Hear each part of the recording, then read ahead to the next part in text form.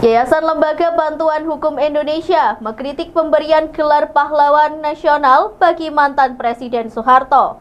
Pemberian gelar ini dinilai bukan hanya pengkhianatan terhadap para korban dan demokrasi, tapi juga reformasi.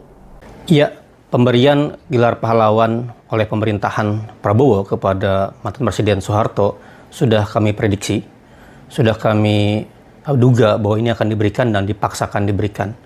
Dan ini adalah bagian dari kesempurnaan ya pemerintahan Prabowo menyerupai pemerintahan Soeharto yang mempahlawankan kediktatoran, yang tidak peduli terhadap banyaknya korban kejahatan kemanusiaan dari mulai 65, Tanjung Priuk, Talang Sari, 98, dan banyak sekali korban-korban yang kemudian bergelimpangan meninggal ya, mengalami kekerasan dan pembantaian.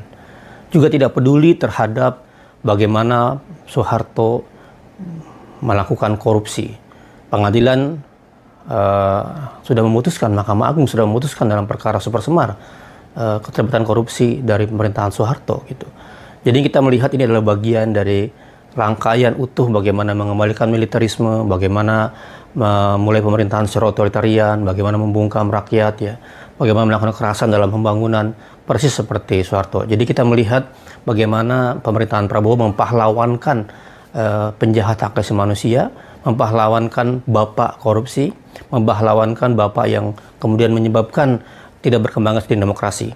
Dan ini sekaligus juga mengkhianati konstitusi, mengkhianati negara hukum, di mana dalam banyak keputusan negara, dalam TAP MPR ya, nomor 698, dalam keputusan pemerintahan Jokowi bahkan yang mengatakan bahwa mengakui kejahatan kemanusiaan, kejahatan HAM masa lalu, itu semua diabaikan oleh pemerintahan Prabowo.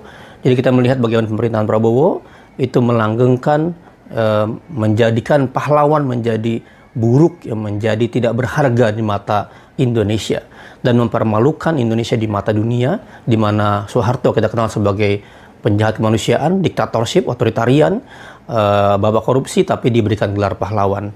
Ini langkah yang sangat mundur dan kami mengecamnya. Dan YLBHI menyerukan agar masyarakat tidak diam, masyarakat kemudian mengkritisi, melawan, dan melakukan penolakan secara masif dengan berbagai cara. Terima kasih. Wassalamualaikum warahmatullahi wabarakatuh.